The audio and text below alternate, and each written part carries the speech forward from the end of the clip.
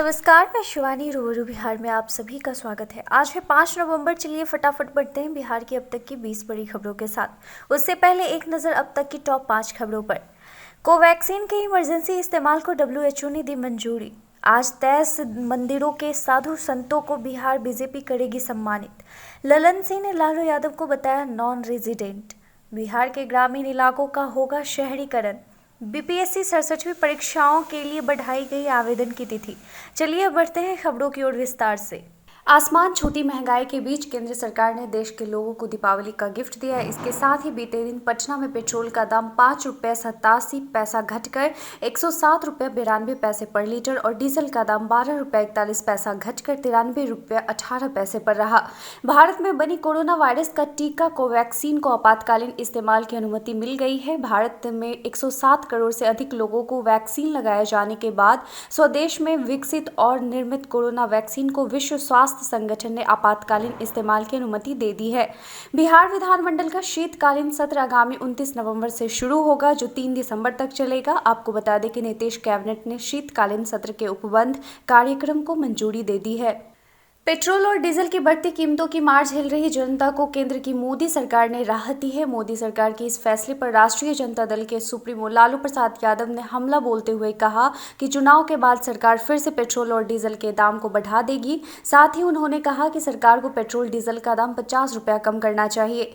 घोड़घट Munger Mirza Chowki NH80 के निर्माण पर ग्रहण लग गया है। ठेकेदार ने निर्माण कार्य से आर्थिक नुकसान होने का हवाला देते हुए काम करने से इनकार कर दिया। अब मामला री-टेंडर में फंस गया है। इस प्रक्रिया से गुजरकर निर्माण कार्य शुरू होने में अब लगभग 1.5 साल का वक्त लगेगा।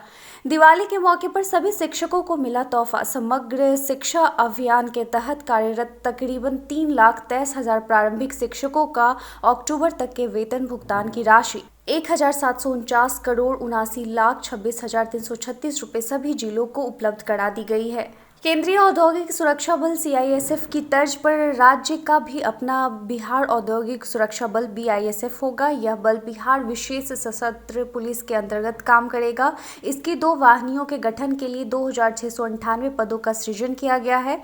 वर्तमान में बदलते ट्रेड रैंक और कंप्यूटरीकरण आदि के बाद बदलती जरूरतों को देखते हुए 2,698 में से 2,428 पदों का पुनर्नामांकन कर स्वीकृति प्रदान की गई है। इसमें पुलिस अवर निरीक्षक, सहायक अवर निरीक्षक, हवलदार और सिपाही आदि के लिए पद शामिल हैं।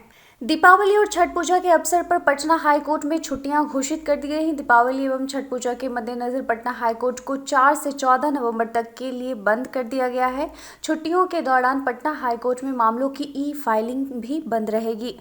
विधानसभा उपचुनाव में राजद की हार के बाद राजद सुप्रीमो लालू प्रसाद यादव बुधवार शाम दिल्ली के लिए रवाना हो गए। इस बीच जदयू प्रवक्ता नीरज कुमार ने खूब तंज कसा है। ट्विटर पर उन्होंने अलग अलग पोस्ट कर राजद पर हमला किया। उन्होंने कहा, जा रहे हैं तो जाइए, लेकिन आते रहिएगा बिहार।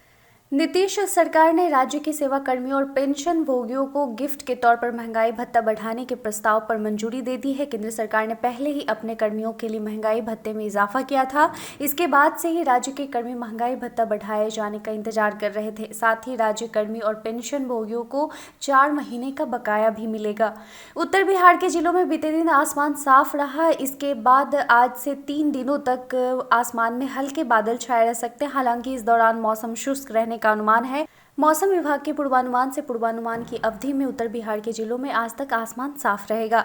बिहार लोक सेवा आयोग BPSC ने 67वीं संयुक्त प्रतियोगिता परीक्षा के लिए आवेदन की तिथि बढ़ा दी है। 5 नवंबर को 67वीं BPSC की प्रारंभिक परीक्षा के लिए ऑनलाइन आवेदन करने की तिथि खत्म हो रही थी। काफी संख्या में अभ्यर्थियों की तिथि बढ़ाने की मांग के बाद बिहार लोक सेवा आयोग की तरफ से 19 नवंबर तक बढ़ा दिया गया है। नेता प्रतिपक्ष तेजस्वी यादव ने ट्वीट करते हुए लिखा कि मुजफ्फरपुर में 5 दिन पहले जहरीली शराब पीने से 10 लोगों की मौत हो गई। बुधवार और गुरुवार मिलाकर गोपालगंज में 20 लोग मरे। बेतिया में भी गुरुवार को 13 लोग शराब पीने से मर गए।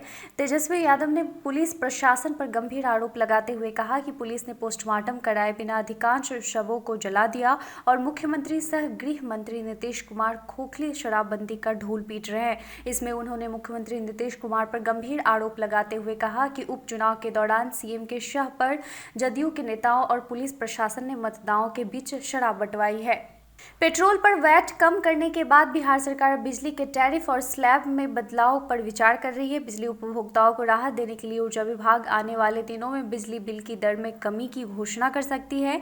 विभाग इस मसले पर बिजली कंपनियों से बात कर रही है। टैरिफ और स्लैब में बदलाव के लिए सरकार बिहार विद्युत विनियामक आयोग की सहमति लेने का प्रयास कर रही है।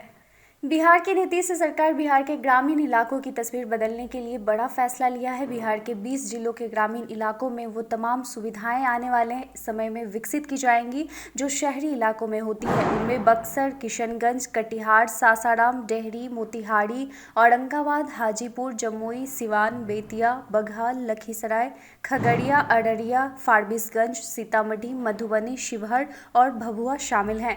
दीपावली के अवसर पर केंद्र की मोदी सरकार ने पेट्रोल डीजल की कीमतों में कटौती कर जहां देशवासियों को बड़ा तोहफा दिया है। इसी बीच केंद्रीय मंत्री गिरिराज सिंह ने कहा कि भाजपा शासित राज्यों ने वैट की दरों में कमी कर दी है, वहीं कांग्रेस के नेता इस पर राजनीति कर रहे हैं। गिरिराज सिंह ने कहा कि मैं राहुल गांधी से कहना चाहता हूं कि प्रधानमंत्री ने अपनी तरफ से पहल कर दी है, अब आपकी बारी है। अपने मुख्यमंत्रियों को यह निर्देश दें कि वह वैट की दरों में कमी करें। बीजेपी साधु संतों का विशेष रूप से सम्मान करने जा रही है। बीजेपी के नेता मंदिरों में जाकर साधु संतों को सम्मानित करेंगे। बिहार भाजपा के नेता, मंत्री, सांसद और विधायक 5 नवंबर यानी आज बिहार के 23 मंदिरों में सुबह 8:30 बजे से मौजूद रहेंगे। बिहार भाजपा ने अपने इस कार्यक्रम में केंद्रीय मंत्री को लेकर बिहार सरकार के अपने मंत्री, विधायकों, सांसदों और नेताओं का कार्यक्रम तय कर दिया है। प्रदेश अध्यक्ष संजय जायसवाल गौरी शंकर मंदिर गायघाट पटना सिटी में, मंत्री नितिन नवीन सुंदरनाथ मंदिर अररिया में साधु संतों को सम्मानित करेंगे। उप मुख्यमंत्री तारकिशोर प्रसाद अशोक धाम मंदिर लखीसराय और केंद्रीय मंत्री गिरिराज सिंह खुदनेश्वर स्थान मोड़वा समस्तीपुर में होंगे। केंद्रीय गृह राज्य मंत्री नित्यानंद राय चौमुखी महादेव मंदिर वैशाली में और मंत्री मंगल पांडे लालकेश्वर शिव मंदिर वैशाली में संतों को सम्मानित करेंगे। राजद प्रमुख लालू यादव के दिल्ली प्रवास पर भी सियासत शुरू हो गई है। जदयू अध्यक्ष ने उपचुनाव का रिजल्ट आते ही लालू के बिहार में दिल्ली रवाना होने पर निशाना साधा है। जदयू अध्यक्ष ने हमला बोलते हुए कहा कि इसमें आश्चर्य की कोई बात नहीं है, यह होना ही था। वो लोग बिहार में कब रहते हैं? ललन सिंह ने कहा कि बाढ़ आता है तब भी वह बिहार से बाहर रहते हैं। कोरोना महामारी में भी लालू फैमिली दिल्ली में दुबकी थी। ललन सिंह ने कहा कि चुनाव आया तो प्रचार करने आए और चुनाव खत्म हुआ, हार गए तो दिल्ली चले गए। प्रधानमंत्री नरेंद्र मोदी इस साल भी दीपावली का पर्व सेना के जवानों के साथ मनाया। पीएम इस बार जम्मू कश्मीर के राजौरी जिले के नौशेरा बॉर्डर पहुंच गए। पीएम ने देश के शहीद जवानों को श्रद्धांजलि दी और नौशेरा बॉर्डर पर तैनात साथी जवानों के साथ दीपावली का पर्व मनाया। राजधानी पटना में विभिन्न राज्यों के लोग वर्षों से रह रहे हैं। वे शहर में रहने के साथ अपने रीति रिवाज के अनुसार हर त्योहार भी मनाते हैं। ऐसे में पटना में रह रहे बंगाली समाज से जुड़े लोगों का अपना स्थान है। बीते दिन कार्तिक अमावस्या दीपावली की रात बंगाली समुदाय से जुड़े लोग बंगाली अखाड़ा, कालीबाड़ी मंदिर, यारपुर रामकृष्ण मिशन आश्रम, देवाश्रय अपार्टमेंट, मां काली की दिशा पूजा धूमधाम से मनाए। आपको बताते चले कि शहर के बंगाली अखाड़ा में मां काली की पूजा 110 वर्षों से हो रही है। दीपावली की रात 9 बजे से पूजा आरंभ हुई और रात्रि 11 बजे पुष्पांजलि कार्यक्रम होने के बाद भक्तों के बीच मिट्टी के बर्तन में प्रसाद का वितरण किया गया।